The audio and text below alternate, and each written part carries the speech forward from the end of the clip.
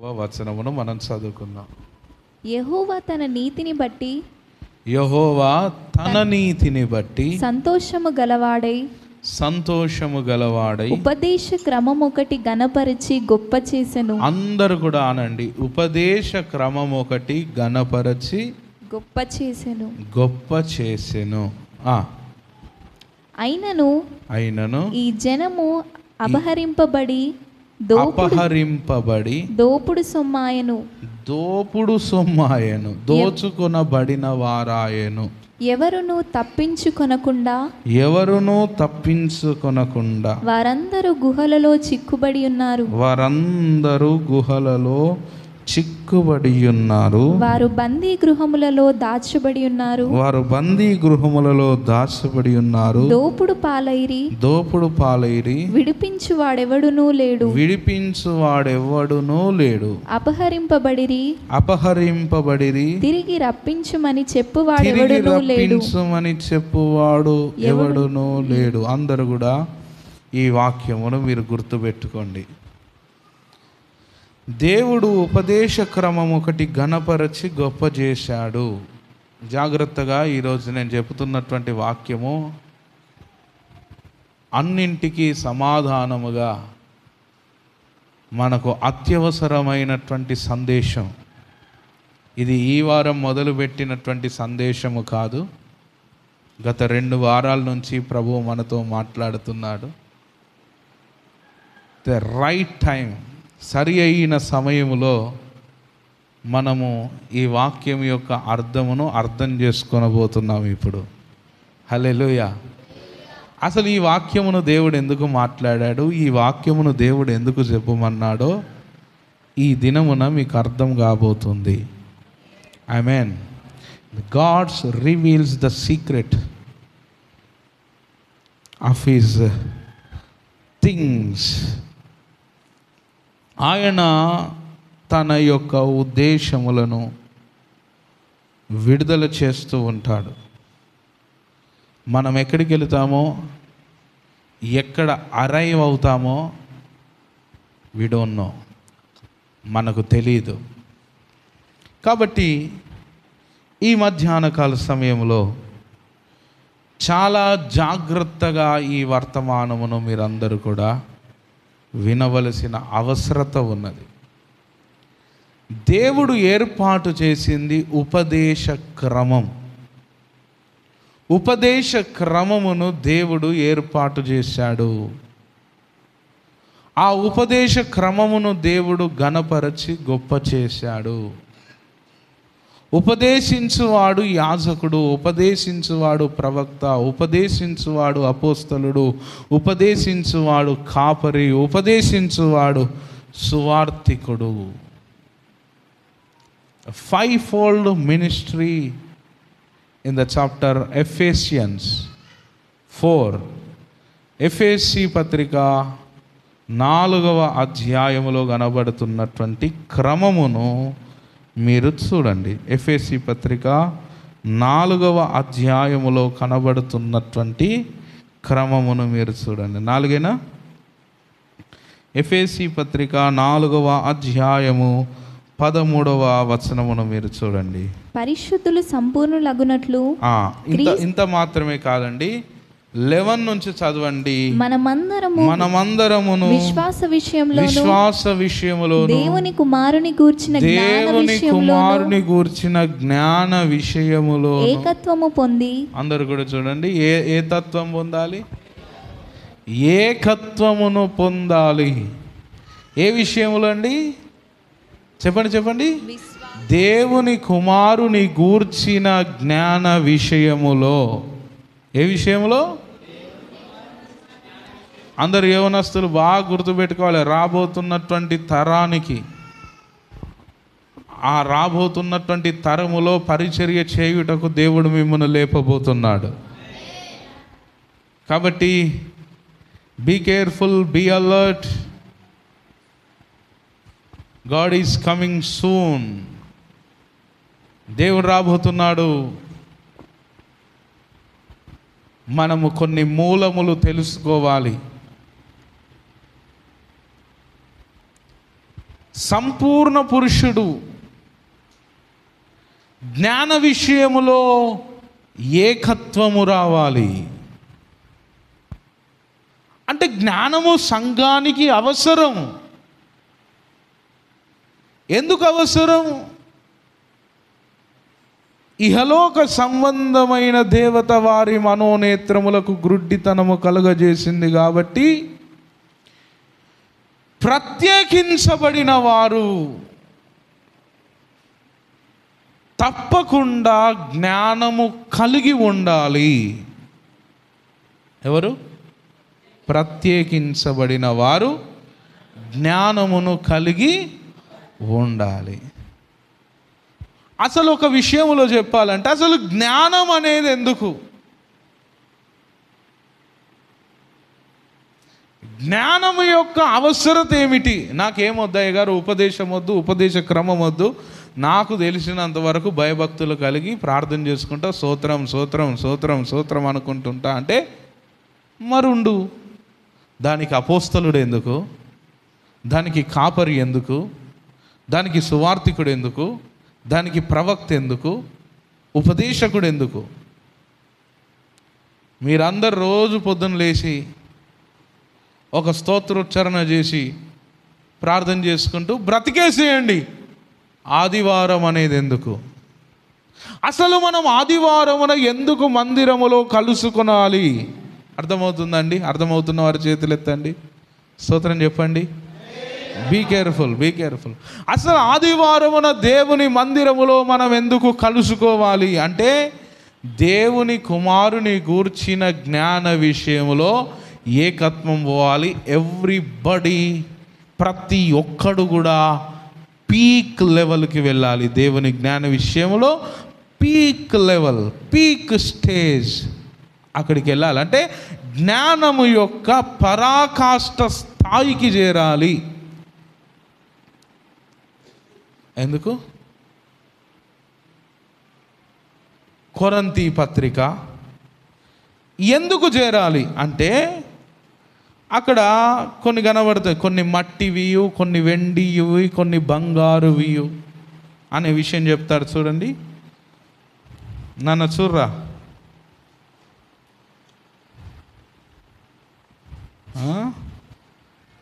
హల్లెలూయా, దేవునికి స్తోత్రం కలుగును గాక.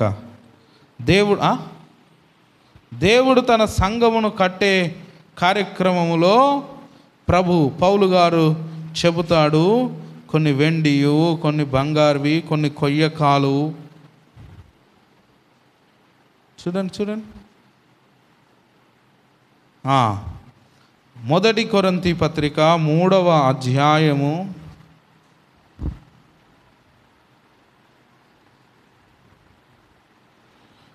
చూసారా? 12వ వచనం, ఎవడైనను ఈ పునాది మీద బంగారము వెండి వెలగల రాళ్ళు కర్ర గడ్డి కొయ్యకాలు మొదలైన వాటితో కట్టిన యెడల వాని పని కనబడును. ఆ దినము దానిని తేటపరచును. అది అగ్ని చేత బయలుపరచబడును. మరియు వాని పని ఎట్టిదో దానిని అగ్నియే పరీక్షించును. పునాది మీద ఒకడు అపోల్లో పని చేస్తున్నాడు, పౌలు పని చేస్తున్నాడు, చాలామంది పని చేస్తున్నారు. అయితే కాపరి క్రీస్తనే మూలరాయనబడినటువంటి ఆ పునాది మీద సంఘమును వెండితో కడుతున్నాడా, బంగారంతో కడుతున్నాడా, కొయ్య కాలుతో కడుతున్నాడా, వెలగల రాళ్లతో కడుతున్నాడా?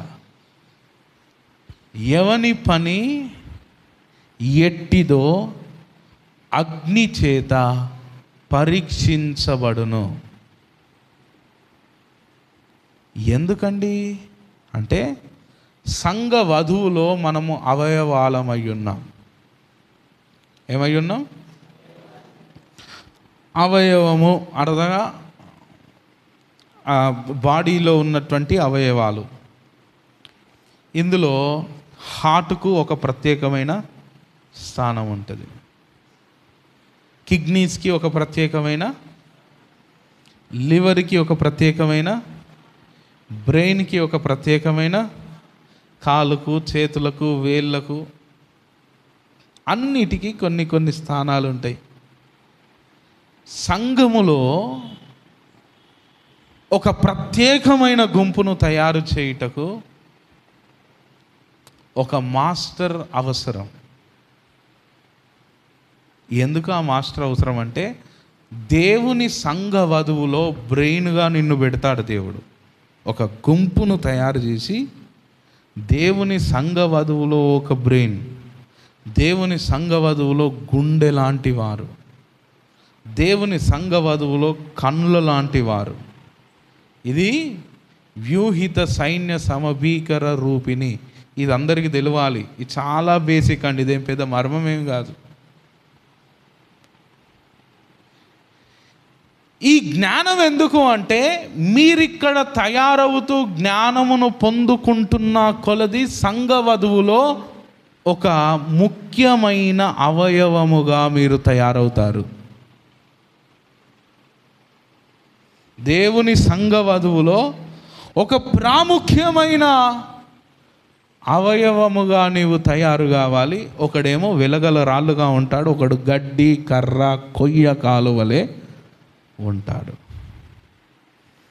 అంటే ఉదాహరణకు ఈ చిటిక నేలు ఉందండి, చిటిక నేలు నరికేశారు, ఏమన్నా డ్యామేజ్ అయిద్దా?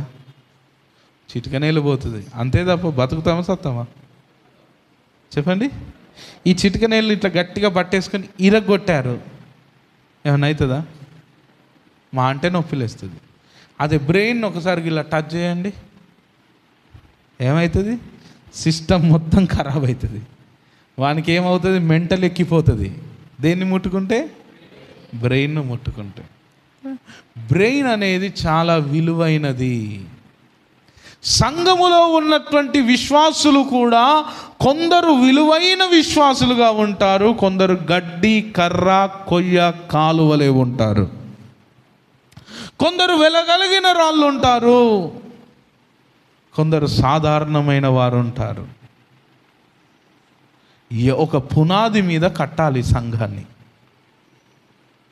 ఆ పునాది మీద కట్టాలంటే దేవుడు ఒక్కొక్క సంఘానికి ఒక్కొక్క దైవజనుని పెడతాడు. ఆ దైవజనుని యొక్క బోధలో పెరిగినటువంటి విశ్వాసులు సంఘ వధువులో ఒక భాగముగా తయారవుతారు. దేవుడు మనల్ని బ్రెయిన్గా తయారు చేయాలనుకో, చిటిక నేలు తయారు చేసుడు చాలా సింపుల్. బ్రెయిన్ తయారు చేయాలంటే దానికి సెన్సార్స్ పెట్టాలి. దాన్ని ఏ విధంగా తయారు చేయాలి, ఎంత కష్టం అవుతుంది చెప్పండి.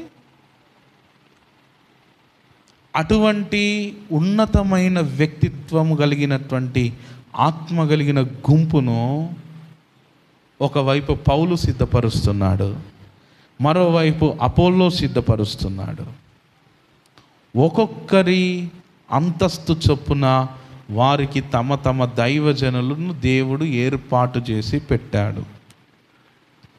ఈ క్రమాన్ని దేవుడు ఘనపరచి గొప్ప చేశాడు. అందుకే సంపూర్ణముగా సంఘము జ్ఞాన విషయంలో ఏకత్వము పొందాలి, పరిచర్య ధర్మము జరగాలి. వాట్ పరిచర్య, వాట్ మినిస్ట్రీ అంటే సంఘ వధువులోని ప్రాముఖ్యమైన అవయవములను తయారు చేసే పరిచర్య. పరలోకానికి వెళ్తారు. పరలోకంలో అందరూ సమానంగా ఉంటారు అనుకుంటున్నారా? సమానత్వం అనేది పరలోకంలో ఉండనే ఉండదు. చాలామంది గుర్తుపెట్టుకోవాలి, పరలోకములో అందరూ సమానులు కారు. పరలోకములో గొప్పవాడు ఉంటాడు, పరలోకములో తక్కువ మహిమ కలిగిన వాడు ఉంటాడు, పరలోకములో ఎక్కువ మహిమ కలిగిన వాడు ఉంటాడు, పరలోకములో అధికారము కలిగిన వారు ఉంటారు. అందరూ సమానముగా ఉండరు పరలోకములో. ఈ లోకములో నీవు బ్రతుకుచున్నటువంటి క్రియల చొప్పున దేవుడు నీకు జీతమును ఇస్తాడు. ఆ జీతమే మహిమ కిరీటము, ఆ జీతమే వాడబారని కిరీటము, ఆ జీతమే జీవ కిరీటము. ఈ కిరీటములు, స్థాయిలు, అంతస్తులు పరలోకములో ఉంటాయి. ఆ అంతస్తుకు ఎదుగుట కొరకే ఈ లోకములో నువ్వు బ్రతికున్నావు. దేవుని బిడ్డలారా, కొందరు న్యాయాధిపతులుగా ఉంటారు పరలోకంలో. 1000 ఏళ్ల పరిపాలనలో ఏం చేయాలి? తీర్చాలా లేదా? తీర్పు తీర్చాలా లేదా? అందరు చెప్పండి, తీర్పు ఎవరు తీరుతారు? మనము రాజ్యము చేయుదురు. చదువురా నాన్న ప్రకటన గ్రంథం, అందరు చూడాలి ఇట్లాంటి విషయాలు.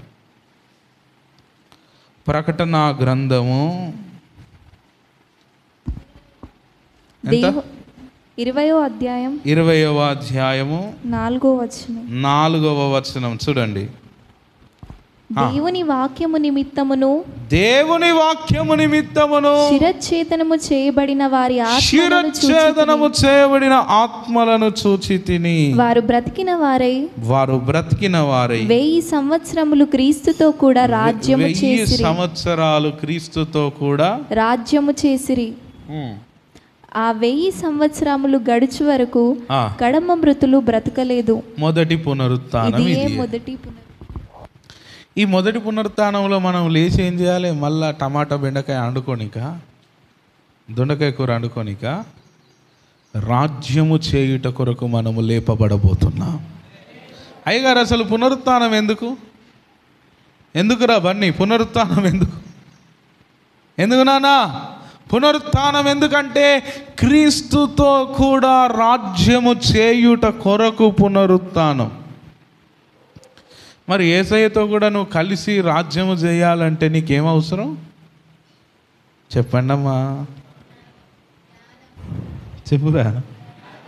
రాజ్యం చేయాలి ఉట్టిగానే రాజ్యం చేయాలి. ఉట్టిగానే చేస్తారా? రాజ్యం చేయాలంటే నీకు జ్ఞానము. ఇండియన్ అడ్మినిస్ట్రేటివ్ సర్వీస్ వాళ్ళు ఏం చేస్తారు? ఎంత చదువుకుంటారు, ఎంత జ్ఞానమును సంపాదిస్తారు. ఒక కలెక్టర్ గారు ఉన్నారు, ఉట్టిగానే తెలివి తక్కువ ఉంటాడా? ఉట్టోడే ఉంటాడా? ఒక లాయర్ ఉన్నాడు, ఉట్టోడేనా? ఒక జడ్జి గారు ఉన్నారు, ఉట్టోడేనా? ఎంత జ్ఞానమును సంపాదిస్తాడో ఆ స్థాయిని బట్టి వారు రాజ్యమును చేస్తారు. రాజ్యము చేయడం అంటే తీర్పరులుగా ఉంటారు. ఈ తీర్పరులుగా ఉండాలంటే మీకేం అవసరం అండి? చెప్పండి. జ్ఞానం అనేది మనకు అవసరం. ఈ జ్ఞానము మనకు అవసరము కాబట్టే నీ జ్ఞానమును అజ్ఞానము చేయడం కోసం సాతానుడు వచ్చి కూర్చుంటున్నాడు. అందుకే వానికి మొదటి నుండి పెట్టబడిన పేరు, వాడు ఆది నుండి నరహంతకుడై అబద్ధమును పుట్టించువాడు, అబద్ధమునకు జనకుడయ్యుండి ప్రజలను మోసము చేయువాడు. 8 యోహాను సువార్త 43 చదువు. యోహాను 8:43 అందరు కూడా చూడండి. మీరేలా నా మాటలు గ్రహింపకున్నారు? ఇదిగో యేసు ప్రభు యొక్క వర్తమానము జనులకు అర్థం కావట్లేదు, గ్రహించలేకపోతున్నారు. ఎందుకంటే వారి చెవులను సాతానుడు ఏం చేశాడు? మూసి పడేశాడు. ఈ పండును తినొద్దు అని దేవుడు హవ్వకు చెబితే హవ్వకు సాతానుడు ఏం చెప్పాడు? సర్పమంతా వచ్చి మాయజాలము సృష్టించి 1కి 10 సార్లు అబద్ధమును జొప్పించి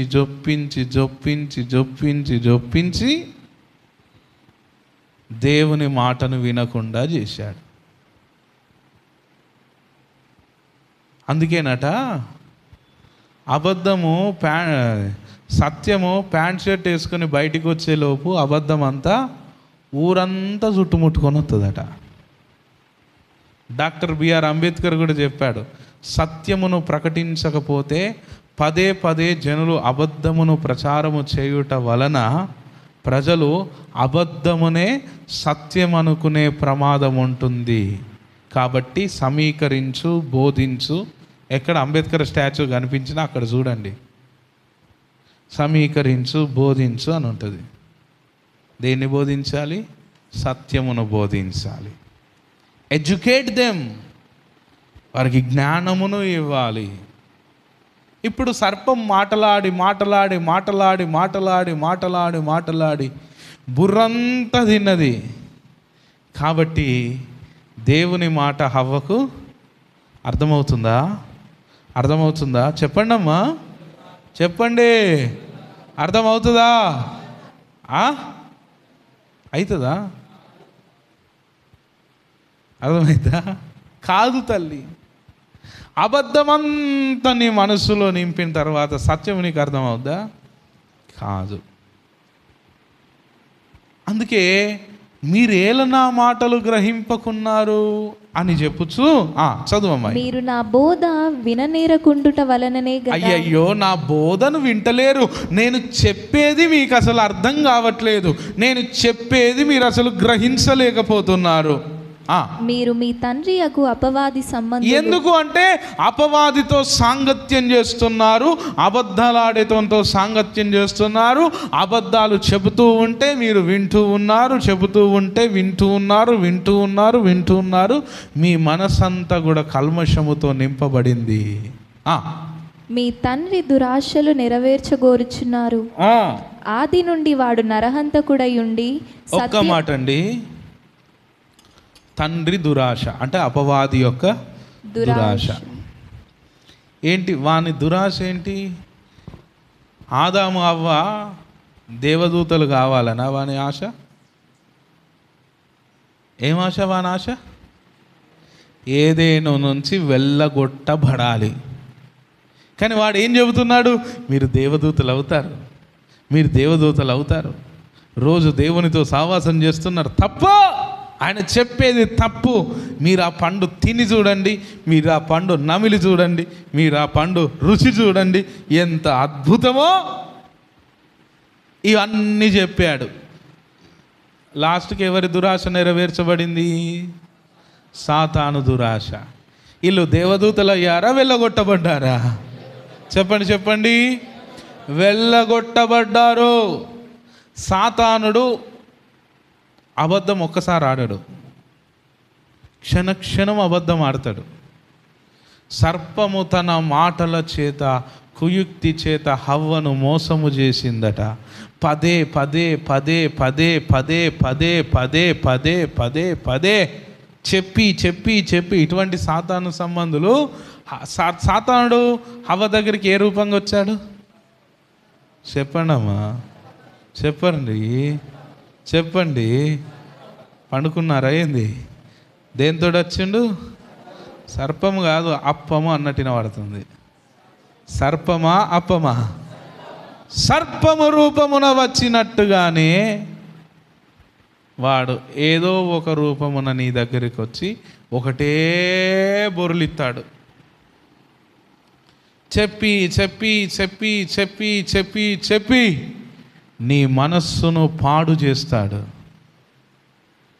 అప్పుడు ఏమవుతారంటే జనులు సత్యమునకు చెవినివ్వక కల్పనా కథల వైపునకు తిరుగు కాలము వచ్చును. యేసు ప్రభువు మంచోడు కాదు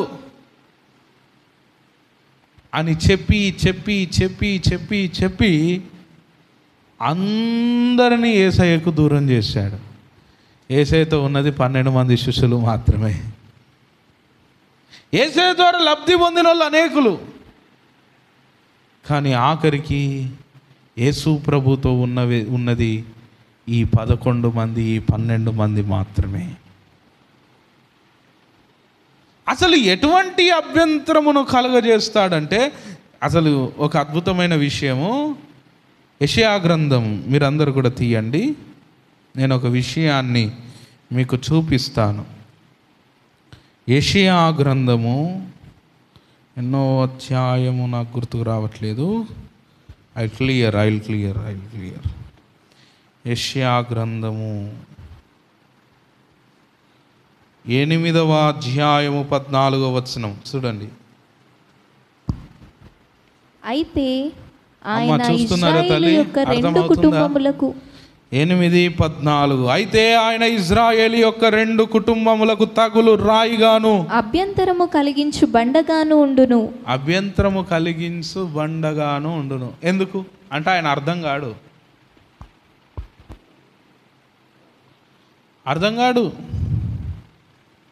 దేవునికి యెరూషలేము నివాసులకు బోనుగాను చిక్కు వలగాను ఉండును.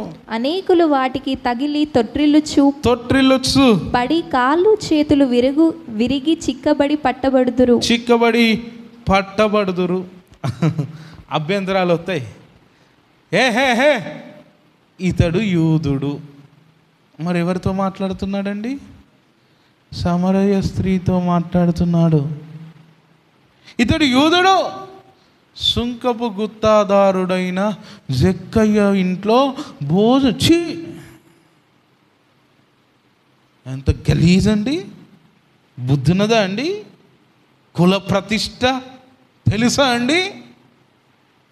ఇక ఈ లూపులన్నీ పట్టుకొని సాతానుడు ఏం చేశాడండి?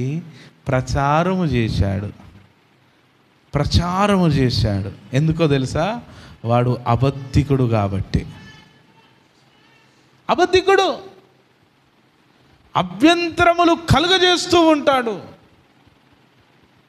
అభ్యంతరములు రాక తప్పవు, కానీ ఎవని వలన అభ్యంతరము వచ్చునో వానికి శ్రమ. గాలింట్లో భోజనం చేసిండు, గాలితో మాట్లాడిండు, ఇవన్నీ కూడా నూరిపోశాడు. అందుకే యేసు ప్రభు రోడ్డు మీద వచ్చి దప్పిగల అరలారా అన్నా కూడా ఒక్కడు రావట్లేదు. నా యొద్దకు వచ్చి దాహమును తీర్చుకొనుడి, ఒక్కడు రాడు. ఇక ఆఖరికి ఏం తెలుసా? అన్యాయపు తీర్పు భూమి మీద యేసయ్య. మాకు యేసు ప్రభువద్దు, బరబ్బా కావాలి. జనులు ఎందుకు అలాగన్నారు? ఆలోచించారు ఎప్పుడైనా? బైబిల్ చదివారా? మాకు యేసు ప్రభువద్దు, బరబ్బా కావాలి. బరబ్బా ఎవడు? దొంగ, హంతకుడు. మరి యేసు ప్రభు ఎవరు? పరిశుద్ధుడు. కేకలు పెట్టారు. బైబిల్లో ఉందా అమ్మా? వారి కేకలే గెలిచెను.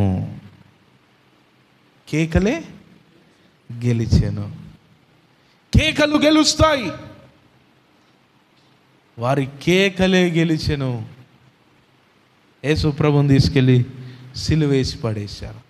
అన్యాయపు తీర్పును దేవుడు సహించాడు. కారణం ఏంటంటే అసలు ఈ ప్రపంచం అనేదే అబద్ధముతో నింపబడి ఉన్నది కాబట్టి సత్యమునకు ఉన్నటువంటి బలము, సత్యమునకు ఉన్నంత శక్తి, అబద్ధమునకున్నంత శక్తి సత్యమునకు ఈ లోకములో లేదు. అబద్ధమునకున్నంత బలము సత్యమునకు లేదు. కానీ యేసు మరణించి తిరిగి లేవడము సత్యము. హల్లెలూయా! సత్యము తిరిగి లేచింది. అందుకే చెప్పారు మహనీయులు, మహానుభావులు, సత్యమేవ జయతే. సత్యము తిరిగి లేచినప్పుడు పునరుత్థాన శక్తి, ఆ రోమా సామ్రాజ్యం వేసిన ముద్రలు, ఆ రోమా సామ్రాజ్యం వేసిన సంఖ్యలను, ఆ రోమా సామ్రాజ్యం పెట్టిన ఆ కాపుగాళ్లను బద్దలు కొట్టుకొని బయటికి వచ్చింది దేవుని అద్వితీయ సత్యం బయటికి వచ్చింది. అది ఏ పునరుత్థానం. చూడు సమాధిని మూసిన రాయి, దొరలింపబడెను, అందు వేసిన ముద్ర. గీతం తెలుసా మీకు? తెలుసా ఈ పాట? సత్యం మొదట ఓడిపోతుందేమో కానీ రెండంతల బలముతో బయటికి రాబోతుంది. ఆమేన్. రాశారా? చూసారా? గీతం జయ జయ గీతం. తెలుసా అండి ఈ పాట? తెలుసా మీకు? తీశారా? వెతకడమే వెతుకుతున్నారు. వెతకండ్రా పిల్లలు. హల్లెలూయా, ఆమేన్, హల్లెలూయా. చూడు సమాధిని మూసిన రాయి దొరలింపబడెను, చూడు సమాధిని మూసిన రాయి దొరలింపబడెను, అందు వేసిన ముద్ర కావలి ఎప్పుడు కావలి నిల్చెను దైవసుతుని ముందు, అందు వేసిన ముద్ర కావలి నిల్చెను దైవసుతుని ముందు. గీతం జయ జయ గీతం ప్రతి పాడెదము, గీతం జయ జయ గీతం చెయ్యి తట్టి పాడెదము. యేసురాజు లేచెను హల్లెలూయా జయమర్భటించెదము, యేసురాజు లేచెను హల్లెలూయా జయమర్భటించెదము. వల్లదు ఏడువ వల్లదు వెల్లుడి గలిలయకు, వల్లదు ఏడువ వల్లదు వెల్లుడి గలిలయకు, తాను చెప్పిన విధమున తిరిగి లేచెను పరుగిడి ప్రకటించుడి, తాను చెప్పిన విధమున తిరిగి లేచెను పరుగిడి ప్రకటించుడి.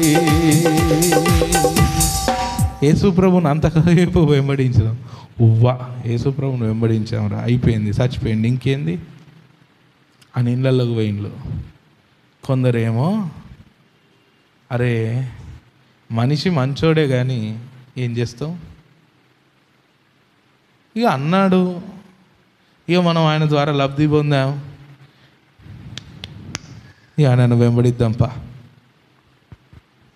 ఇక కొందరేమో అరే ఇంతకాలం ఉండి భలే ప్రగల్భాలు పలికాడు అయ్యగారు,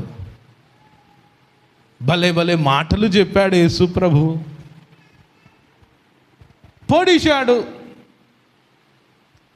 ఇప్పుడు లోకములో ఉన్న ప్రజెంట్ ట్రోల్ ఏందో తెలుసా యేసు ప్రభు మీద? 3 మేకులు పీక్కోలేనోడు నిన్నేమి రక్షిస్తాడో అంటున్నారు. 3 మేకులు పీక్కోలేనేడు నిన్నేమి రక్షిస్తాడో అని అప్పుడు కూడా విశ్వాసుల హృదయములను కలవరపరచు భయపెట్టింది ఈ సమాజమే. కానీ దానికి జవాబు పునరుత్థానము. చప్పట్లు కొట్టి దేవుని నామాన్ని ఘనపరచు. దానికి జవాబు పునరుత్థానం. 3 రోజులు కానీ ఏ సిలువనైతే దాహం అని పలికాడో జీవజల ఊటగా బయటికి వచ్చేసాడు. 3 రోజులు కానీ wait for the right time. ఈరోజు నువ్వు కూడా బాధపడుతూ ఉండొచ్చు, ఈరోజు నిన్ను కూడా అవమానపరుస్తూ ఉండొచ్చు, ఈరోజు నిన్ను కూడా గాయపరుస్తూ ఉండొచ్చు. అతి తొందరలో పునరుత్థానం ఉన్నది. చప్పటి కొట్టి దేవుని నామాన్ని ఘనపరచు. అతి తొందరలో పునరుత్థానం ఉన్నది. తను చెప్పిన విధమున తిరిగి లేచెను వెల్లుడి గలిలయకు. హల్లెలూయా. ఆయన ఏ విషయమునైతే చెప్పాడో ఆ విషయమున ఆయన తిరిగి లేచాడు. హల్లెలూయా. చెప్పిన సత్యము తిరిగి లేపబడబోతుంది. హల్లెలూయా. లేపబడబోతుంది. హల్లెలూయా. వల్లదు ఏడువ వల్లదు వెల్లుడి గలిలయకు, వల్లదు వల్లదు ఏడువవలదు వెల్లుడి గలిలయకు. తాను చెప్పిన విధమున తిరిగి లేచెను పరుగిడి ప్రకటించుడి. తాను చెప్పిన విధమున తిరిగి లేచెను పరుగిడి ప్రకటించుడి. ఆమేన్. గీతం గీతం జయ జయ గీతం చెయ్యి తట్టి పాడెదము. గీతం గీతం జయ జయ గీతం చెయ్యి తట్టి పాడెదము. యేసు రాజు లేచెను హల్లెలూయా జయమర్భటించెదము. యేసు రాజు లేచెను హల్లెలూయా చెప్తామందరం కలిసి. యేసు రాజు లేచెను హల్లెలూయా జయమర్భటించెదము. యేసు రాజు లేచెను హల్లెలూయా జయమర్భటించెదము. హల్లెలూయా. ముందున్నది పునరుత్థానం. యేసు ప్రభు 3 మేకులు పీక్కోలేడండి. ఎన్ని ప్రగల్భాలు, ఎన్ని మాటలు, ఎంత అబద్ధమును సాతానుడు ప్రచారము చేసి మనుష్యులను కల్మషపరచి ఆఖరికి ఒక ప్రవక్తకే డౌట్ వచ్చింది. బాప్తిసం ఇచ్చి యోహానుకే యేసు ప్రభు మీద ఏమొచ్చింది? డౌట్ వచ్చింది. ప్రవక్తే కదా, నిజం తెలుస్తుంది కదా, తెలుస్తుంది తెలియదు ఆయన తెలియాలి కదా. మరి ఎందుకు డౌట్ వచ్చిందంటే అబద్ధము అంత ప్రచారము జరిగింది యేసు ప్రభు మీద. అవునండి, ఈరోజు సత్యమును బోధించే దైవజనుని మీద గలిబిలి రేపే సాతానుడు పొంచి ఉన్నాడు. ఇది ఇప్పటి నుంచి చెప్పట్లేదు, ఎప్పటి నుంచో చెబుతున్నాను. గుర్తుపట్టాలి, గుర్తుపట్టాలి. గలిబిలిని రేపి ఏంటంటే ఇతన్ని నమ్మనీయొద్దు, ఇతన్ని జనాలు అంగీకరించొద్దు, ఇతని మీద దుష్ప్రచారం చేయాలి, ఇతని నోరు ముయ్యాలి. ఎందుకంటే వీడు మాట్లాడితే దేవుని సంఘం అద్భుతంగా కట్టబడుతుంది. కాబట్టి ఈ మాట్లాడేటోళ్ళందరి నోరు ముయ్యాలి. మూస్తే మీ తండ్రి యగు అపవాది దురాశలను మీరు నెరవేర్చిన వారైతారు. మాట్లాడనియదో. యేసుప్రభు కనిపిస్తే రాళ్ళతో కొట్టండ్రా. ఎందుకంటే వాడు మాట్లాడితే ఏం జరుగుతుందంటే సాతాను కూలిపోతాడు. అభిషక్త దైవజనులు దేవుని సేవను యథార్థంగా జరిగిస్తూ ఉంటే దైవజనుల మీద మాట్లాడే వాళ్ళు ఎలాగున్నారు చూడండి. వీడికి ఏం సత్యం తెలుసండి? లోతైన సత్యం తెలుసా? ఏం జరిగిందో తెలుసా? ఏమైందో తెలుసా? ఏం జరిగిందో తెలుసా? ఆ సమయంలో ఏమైందో తెలుసా? లేదా గవ్వని నేను ఎందుకు ఇంటా? నోరుమి, నువ్వు నోరుమి. నేను చెప్తున్నాను, యేసు ప్రభు ముందు దయ్యాలు నిలవలేకపోయినాయి, అభిషక్తుని ముందు కూడా ఎవ్వడు నిలవలేడు. చప్పుడు కూడా దేవుని నామాన్ని కనపరచు. నిలవలేరు. ఎందుకు నిలవలేరు? పౌలు గారి మీద కూడా దుష్ప్రచారం చేస్తే పౌలును ఎవరు విడిచి వెళ్ళిపోయారు తెలుసా? పౌలుతో ఉన్న సహదాసులు యన్నే యంబ్రే 3:8. 2 కొరింథ 2 తిమోత 1 తిమోత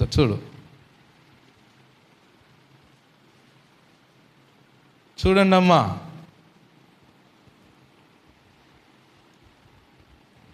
యన్నే యంబ్రే 3:8. 2 కొరింథీ 2 తిమోతి 3:8. 2 తిమోతి 3:8. అందరూ కూడా చూడండి. యన్నే యంబ్రే అనువారు మోషేని ఎదిరించినట్టు. చూడండి, ఆ కాలములో మోషేని ఎదిరించారు. మోషేను కోరహు సైన్యము ఏ విధముగా ఎదిరించిందో వీరును చెడిన మనస్సు కలిగి విశ్వాస విషయంలో భ్రష్టులై సత్యమును ఎదిరించారు. వారు నన్ను విడిచి వెళ్ళిపోయారు. ఎవరిని విడిచి? ఆ రోజు మోషేను విడిచిపోయింది ఒక గుంపు, పౌలును విడిచిపోయింది ఒక గుంపు, యేసు ప్రభువుని విడిచిపోయింది ఒక గుంపు. ఎందుకు విడిచిపోయారు అంటే వారిని కూల్చాలనేది సాతాను యొక్క లక్ష్యం. ఎవరిని కూల్చాలి? దైవజనుని కాదు. దైవజనుని కూల్చలేడు, కానీ దైవజనుని నమ్మకుండా చేస్తే ఎవరు కూలిపోతారు? ఈ విశ్వాసులు కూలిపోతారు. ఈరోజు అభిషక్తుల మీద జరుగుతున్న దాడిని అర్థం చేసుకుంటున్నారా? అభిషక్తుల మీద జరుగుతున్నటువంటి దాడులు అర్థం అవుతున్నాయా? మీరు చూడండి, ఒక జీతగాడు ఉన్న పాస్టర్ ఉన్నాడు అనుకోండి, జీతం తీసుకుంటున్నాడు. ఆ పాస్టర్ మీద ఎప్పుడు ఒక అలిగేషన్ కూడా రాదు. ఎందుకంటే అసలు వాడు ఉంటే ఏంది, పోతే దయ్యానికి ఏం కాదు, వాడు ఉన్నా లేకున్నా పెద్ద ఫరకు పడదు. ఎందుకంటే వాడు బోధించేది దేనికి చెప్పండి అమ్మా? డబ్బుకు బోధిస్తున్నాడు.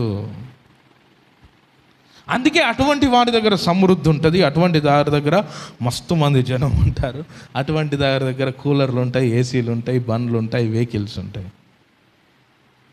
కానీ జీవితమును దేవుని సేవ కొరకు అంకితము చేసుకొని జీవితములో సకలమును విడిచిపెట్టి ఎంత చదువున్నా, స్కిల్స్ ఉన్నా, అన్ని అవకాశాలు దగ్గర ఉన్నా వాటన్నింటిని పక్కన పెట్టి దేవుని సేవ కొరకు సమర్పణ చేసుకొని యథార్థవంతుడై బ్రతుకుట కొరకు ఒకడు ఉపక్రమించి పరిచర్య జరిగిస్తూ ఉన్నాడు చూడండి, వాడు కావాలి టార్గెట్. అందుకే నేను సాతానుడు ఎక్కడి నుంచి ఏం పంపిస్తాడు, ఏం చేస్తాడని చాలా జాగ్రత్తగా ఉంటాను. నాకు దినమునకు ఎన్ని ట్రాప్ కాల్స్ వస్తాయో తెలుసా? నా ఫోన్కు లాకులు, దాని పిన్నులు అన్నీ మా తమ్ముళ్ళకు తెలుసు. ఇక్కడ నాకు పర్సనల్ అనేది ఉండదు. కారణం, సాక్ష్యము పెట్టుకొనే చేస్తాను నేను. Without evidence I can't do. నేను ఏమి చెయ్యలేను. దేవునికి స్తోత్రం కలుగును గాక. సాతాను యొక్క ఆలోచన ఏంటి? ఇదంతా దుమారం రేపి విశ్వాసుల హృదయాలను చెవులు మూసి సత్యానికి దూరము చేసి ఎమ్రేను ఏ విధంగా పట్టి పీడించేశాడో అదే విధముగా హవ్వను ఏ విధముగా మోసపరిచాడో సంఘమును మోసపరచాలి. సంఘమును దేవునితో ఉన్న సరళత నుండి మోసము చేయాలి అనేవాడు జాగ్రత్త పడి ఎల్లవేళలా అభిషక్తుని మీద యుద్ధమును జరిగిస్తూ ఉంటాడు. జాగ్రత్త. యేసు ప్రభువును ఆయన చెప్పే బోధను నమ్మనీయలేదు. కానీ ఇప్పుడు నమ్మిన వారెవరు? 12 మంది శిష్యులు. నమ్మిన వారెవరు? ఇప్పుడు ఆ అపోస్తలులు సంఘమునకు స్తంభముగా, ముఖ్యులుగా, తీర్పరులుగా దేవుడు పంపిన ఆ అపోస్తలులు పరలోకములో ఇంకా ఉన్నారు. వారు మనకు తీర్పు తీర్చబోతున్నారు. లోకాలకి, విశ్వాలకు తీర్పు తీర్చే వారిగా దేవుడు వారిని తయారు చేశాడు. హల్లెలూయా. కాబట్టి ఏం లేదండి, ఇర్మియా గ్రంథం 3వ అధ్యాయం 15వ వచనం అందరు కూడా చూడండి. ఇర్మియా గ్రంథం 3వ అధ్యాయం 15వ వచనం.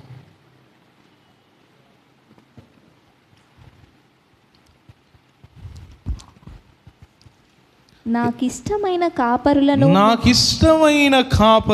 మీకు నియమింతును. అందరూ కూడా జాగ్రత్తగా వినండి. నాకిష్టమైన కాపరులను నేను నియమించుతాను. నాకిష్టం. ఆ కాపరి సేవ చేయడం నాకు ఇష్టం. ఆ కాపరిని సేవకు పిలిచాను. ఎందుకు తెలుసా? నా సేవను జరిగించుట కొరకు పిలిచాను. ఎందుకంటే అతడు నాకు ఇష్టము కాబట్టి. దేవుని పిల్లలారా, వ్యాపార లబ్ధి కోసమో లాభము పొందుకోవడానికో డబ్బులు సంపాదించుకోవడానికో దేవుని సేవను యథార్థవంతుడైన ఎవడు సేవ చేయడు. వాని వెనుక బ్యాక్గ్రౌండ్ హిస్టరీ చూడండి. వాడు చదువుకున్నోడు, తలాంతులు కలిగినోడు, టాలెంట్ కలిగిన వాడు, వాడు ఏ పనినైనా చేయగలిగినటువంటి సమర్థతను కలిగిన వాడే, వాడినే దేవుడు కూడా పిలుచుకుంటాడు. ఊరికే దేవుని సేవకు రాలేదు. దేవుడు ఇష్టపడి నా కుమారుడా అని పేరు పెట్టి పిలిస్తే దేవుని సేవకు వచ్చాను. మా నాన్నగారికి కూడా దేవుని సేవ చేయడం ఇష్టం లేదు. నేను దేవుని సేవకులకు సహాయం చేస్తాను కానీ సేవ మాత్రం చేయను. కానీ దేవుడు కోరుకున్నాడు, నువ్వే నా సేవ చేయాలి. సంజయరావు, నువ్వే నా సేవ చేయాలి. నన్ను కోరుకున్నాడు, నువ్వే నా సేవ చేయాలి. ఎందుకు? ఇష్టమైన, చెప్పండి, కాపరి. ఎవరు పడతాలు సేవ చేయడానికి వీల్లేదు కదా. అటువంటి వారి సేవ ఫలించదు కదా. అయితే దేవుడు ఎవరినైతే పేరు పెట్టి పిలుచుకున్నాడో, ఎవరి ద్వారా తన సేవను జరిగించుకోవాలనుకుంటున్నాడో, వారి మీద బురద జల్లే ప్రయత్నం ఎవడు చేస్తాడు? చెప్పండి అమ్మా. అందరూ వానికి టార్గెట్ కాదు, పిలువబడినోడు టార్గెట్.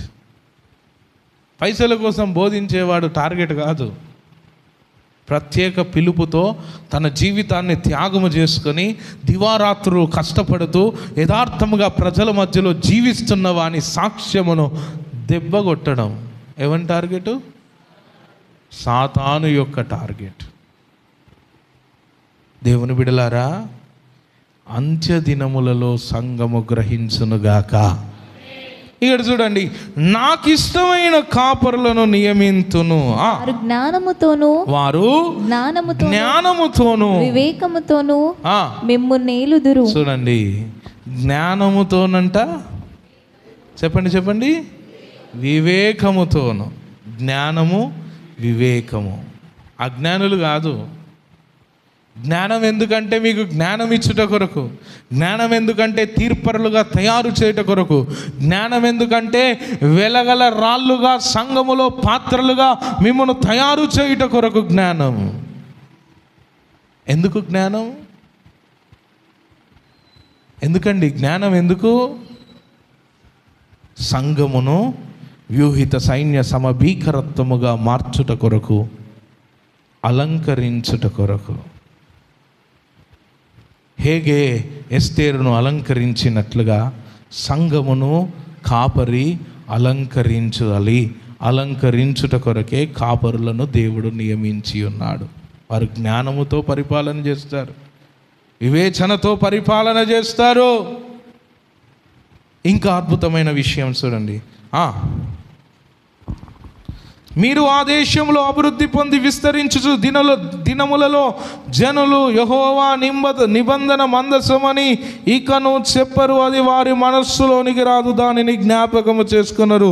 అది పోయినందుకు చింతపడరు. ఎందుకో తెలుసా? ఇప్పుడు ఉన్నది ఎవరు? నాకు ఇష్టమైన కాపరి. అయ్యో, అప్పుడు నిబంధన మందసం ఉండే, అప్పుడు అట్లుండే. ఇప్పుడు నా కాపరి అక్కడ ఉన్నాడు కాబట్టి దాని విషయంలో ఎవరు చింత నొందరు. తర్వాత చదువు. ఇక మీదట దాన్ని చేయరాదు, ఇదే యెహోవా వాక్కు. ఆ కాలమున యెహోవా యొక్క సింహాసనమని యెరూషలేమునకు పేరు పెట్టుదురు. జనములన్నీ తమ దుష్ట మనస్సులో పుట్టు. చాలు. యెరూషలేమునకు ఏం పేరు వస్తుందట? కాపరి అంటే నా సింహాసనమని పేరు. యెరూషలేము అంటే దేవుని సంఘం అని మనం ఆలోచించవచ్చు, సాదృశ్యముగా తీసుకోవచ్చు. యెరూషలేము, ఆ యెరూషలేము దగ్గర ఎవరున్నారు? దేవుని సింహాసనం ఉంది. ఇప్పుడు సంఘము దగ్గర దేవుడికి ఇష్టమైన కాపరి ఉంటే ఆ సంఘము దగ్గర ఎవరి సింహాసనం ఉంటుంది? దేవుని చెప్పండి.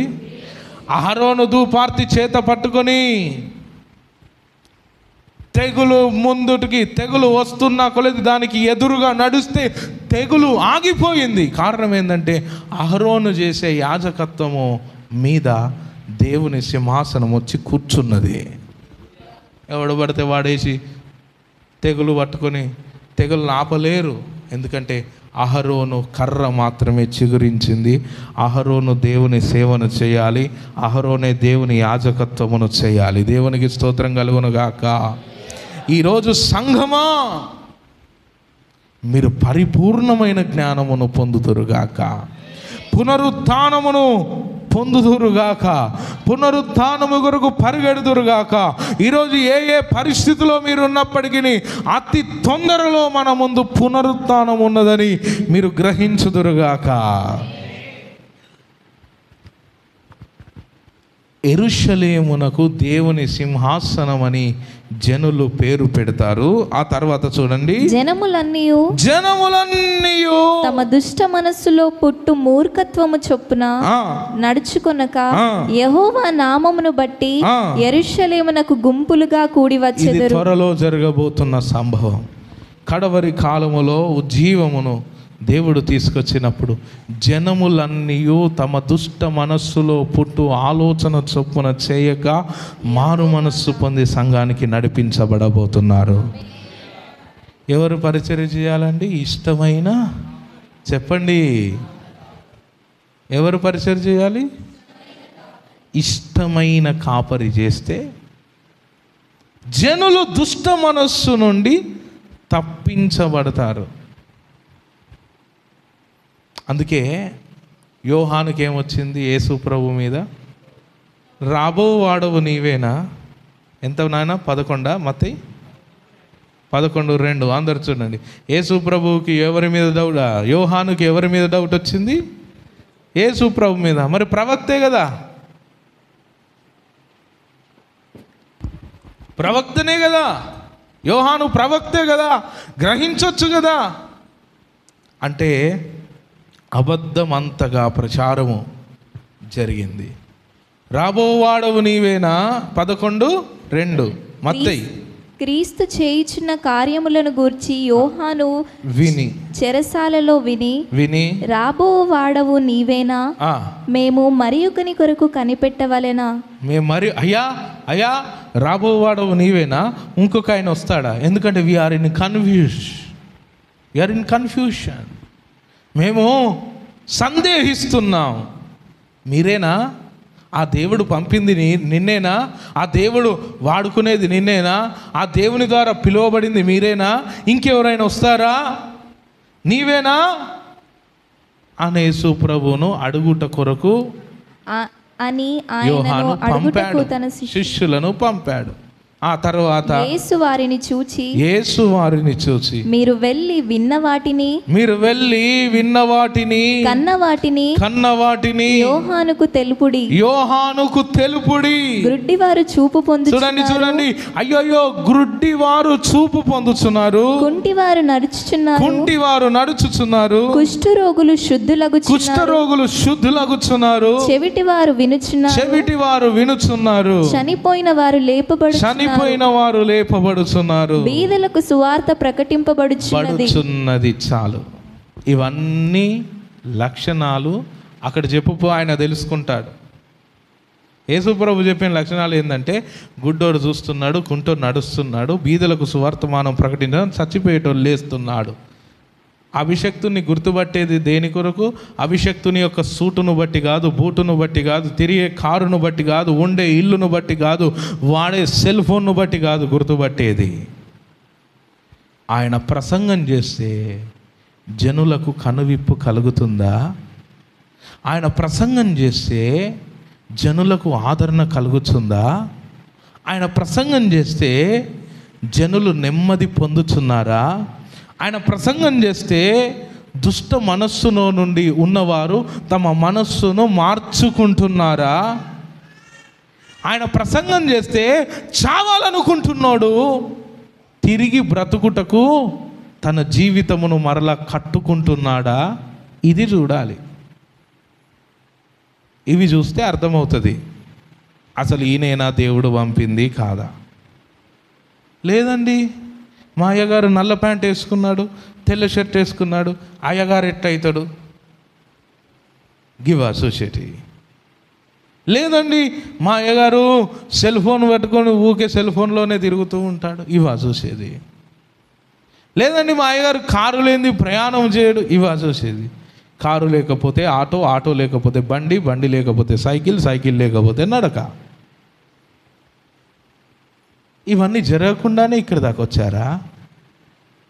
ఈరోజు దైవజనుల మీద ఆ యూట్యూబ్లో జరుగుతున్న ప్రచారాలు చూడండి, నిరాధారమైనటువంటి ప్రచారాలు, నిరాధారమైన ప్రచారాలు. అయ్యగారు దగ్గర ఏదైనా మిస్టేక్ చేస్తే అయ్యగారినండి, అయ్యగారి దగ్గర ఏం జరగలేదు, భార్య చేసింది అనుకో, భార్యని అంటారు. ఆ భార్య చేసింది, భార్య చేసినా ఎవరిని అంటారు? అయ్యగారిని అంటారు. అయ్యగారు పిల్లలు చేసిన ఎవరినే అంటారు? అయ్యగారి దగ్గర ఉన్న శిష్యులు చేసిన ఎవరినే అంటారు? అయ్యగారి దగ్గర ఉన్న సంఘంలో ఎవడో చేసిన ఎవరిని అంటారు? అసలు టార్గెట్ ఎవరు సాతానికి? అది వాని యొక్క పనికి మాలిన ఉచ్చులో మనం ఎవరం పడకుండా నిలబడుదుముగాక. కొరింథీయులకు రాసిన పత్రిక 9:11 చూడండి. కొరింథీయులకు రాసిన పత్రిక, దేవునికి స్తోత్రం, 2వ కొరింథీ. సర్పము హవ్వను కుయుక్తి చేత, చూడండి 11, 2వ కొరింథీ 11. సర్పము తన కుయుక్తి చేత హవ్వను మోసపరిచినట్లు, 3వ వచనం 11:3. సర్పము తన కుయుక్తి చేత హవ్వను మోసపరచినట్లు మీ మనస్సులను చెరపబడి క్రీస్తు ఎడలనున్న సరళత నుండి పవిత్రత నుండి ఎట్లైనను తొలగిపోవునేమో అని భయపడుచున్నాను. నాకు భయం అవుతుందిరా బాబు, ఈ సర్పము కుయుక్తి చేత హవ్వను మోసం చేసినట్టు మిమ్ము నేడ మోసం చేస్తుందో, క్రీస్తుకు మీకున్న సంబంధమును ఎక్కడ పోగొడతాడో అని నాకు భయం అవుతున్నది. సంగమా, జ్ఞానము కలిగిన వారులారా, ఈ మధ్యాహ్న కాల సమయంలో ఆలోచించుదురుగాక, గ్రహించుదురుగాక, చెవిగలవాడు వినుగాక. ఆమేన్. అతి తొందరలో పునరుత్థానం ఉన్నది. ఆమేన్. అందరూ ఎన్నెన్నో మాటలు అంటారు. 3 మేకులు పీక్కోలేని వాడు దేవుడు ఎలాగవుతాడు? ఆ శిలువ పక్కనున్న దొంగ ఏమన్నాడు? నువ్వు రక్షకుడివైతే నువ్వు విడుదల పొంది మమ్మును కూడా రక్షించుము అన్నాడు. ఈరోజు బైబిల్ మీద జరుగుతున్న అబద్ధం ఎంత బలమైనది. క్రైస్తవుల మీద ఏమంటున్నారు సమాజంలో? క్రైస్తవులు ఇలా, క్రైస్తవులు అలా, క్రైస్తవులు ఇలా. ఎంత విషమును చిమ్ముతున్నారో తెలుసా? మొన్న ఒక గ్రూపులో చూశాను, ఎవడో నాస్తికుడు మాట్లాడిన మాటల్ని రికార్డు పెట్టి కింద చూడండి, ఆ నాస్తికుడు ఎవరికి తెలియదు కదా, ఇగో చర్చిలో ఒక పాస్టర్ ఎట్లా బోధ చేస్తున్నాడో చూడండి అని దాన్ని వాట్సాప్ గ్రూపులలో ప్రచారం చేస్తున్నారు. దీని అంతటికీ కారణం ఎవడు? అబద్ధికుడైన సాతాను. కడవరి కాలములో పొంచి ఉన్నాం. అబద్ధ బోధలు, దుర్బోధలు, అబద్ధాన్ని ప్రచారము చేసేవారు చాలామంది తయారవుతున్నారు. వారి మధ్యలో మీరు అభ్యంతర పడకుండా మోషే పక్షాన యెహోషువ కాలేబులు నిలిచినట్టుగా మీరును నిలవబడుదురుగాక. సంఘములు ఎలాగ ఉండాలండి? బలమైన సాధనాలుగా ఉండాలి. సంఘములు ఎలాగ ఉండాలి? దైవజనులతో పాటు యుద్ధము చేసేవారై ఉండాలి. అభ్యంతర పడేవారుగా ఉండకూడదు. అభ్యంతర పడనివాడు ధన్యుడు. నన్ను గురించి అభ్యంతర పడనివాడు ధన్యుడు. అభ్యంతరములను జయించి సత్యము కొరకు సంఘము నిలబడును గాక. కడవరి కాలంలో ఒక బలమైన ఉజ్జీవం రాబోతుంది. దాని కొరకు దేవుడు సమస్తమును సిద్ధం చేస్తున్నాడు. వెరీ సూన్, అతి తొందరలో మనం పునరుత్థానమును చూడబోతున్నాం. అతి తొందరలోనే పునరుత్థానమును చూడబోతున్నాం. హల్లెలూయా, హల్లెలూయా. కాబట్టి మీరు ఏ ఏ పరిస్థితుల్లో ఉండొచ్చు, ఈరోజు సాతానుడు మిమ్మను ఏ విధముగానైనా కల్మషపరిచి ఉండవచ్చు. కానీ సాతానుకు మీరు చెప్పండి, అతి తొందరలో పునరుత్థానం ఉన్నది. దేవునికి స్తోత్రం కలుగును గాక. అతి తొందరలో ఉన్నది పునరుత్థానం, అతి తొందరలో ఉంది. చాలామంది అనుకుంటున్నారు, బైబిల్ని మేము ఖతం చేస్తాం, చర్చిలను మేము కూలగొడతాం, ఓ పాస్టర్లను మేము తిరగనీయం, క్రైస్తవ్యం లేకుండా నాశనం చేస్తాం అని అరుణాచల్ ప్రదేశ్లో మత మార్పిడి చట్టము తెచ్చి ఎవ్వరూ మతం మారకుండా ఒత్తిడి తెచ్చిపెట్టారు. అలా చట్టం తెచ్చినప్పుడు క్రైస్తవుల శాతం ఆ యొక్క ప్రాంతంలో 3%, 2% ఉండే. అమాంతం 50% చేరుకున్నదట. చప్పుడుగొడి దేవుని నామాన్ని గణపరచు. దేవుని సేవకుని, దేవుని పరిచర్యను సాతానుడు ఎప్పుడూ ఆపలేడు. కానీ ఎన్నే ఎంబ్రేలాగా వెనుకకు పట్టబడతారేమో, అది జాగ్రత్తగా చూసుకోండి. పౌలు సేవను సాతానుడు ఆపాడా? యేసయ్య పరిచర్యను సాతానుడు ఆపాడా? ఎప్పుడైనా జయము యేసు ప్రభు పక్షానే ఉంటుంది. ఎందుకంటే ఆయన పేరు జయశాలి, ఆయనే జయవీరుడు. ఆయన ఎప్పుడు ఓడిపోడు, ఓడిపోనివ్వడు. కానీ ఆయనను విడిచినోడికి ఏమొస్తుంది? ఓటమి. ఓటమి మాత్రమే మిగులుతుంది. కాబట్టి మీరు యేసు ప్రభువును పట్టుకున్నారా, మీరు ఓడిపోరు. దేవుని వాక్యాన్ని పట్టుకున్నారా, మీరు ఓడిపోరు. మీరు ఏ సమస్యలైనా ఉండొచ్చు, మీరు ఓడిపోరు అని మాత్రం నేను చెప్పగలుగుతాను. ఆ సమస్య ఎలా పోతుందో నాకు తెలియదు, ఐ డోంట్ నో. కానీ గెలుపు మాత్రం మీదే అని నేను చెప్తాను. కాబట్టి దేవుడు తన బిడ్డలకు జయమిచ్చునుగాక. అందరూ కూడా మోకరించండి, ప్రార్థన చేసుకుందాం. ఏ పరిస్థితిలో ఉన్నా, ఎన్ని అవమానాల మధ్యలో ఉన్నా, జయం మాత్రం పరిశుద్ధాత్మ దేవుడు మనకు అనుగ్రహించబోతున్నాడు.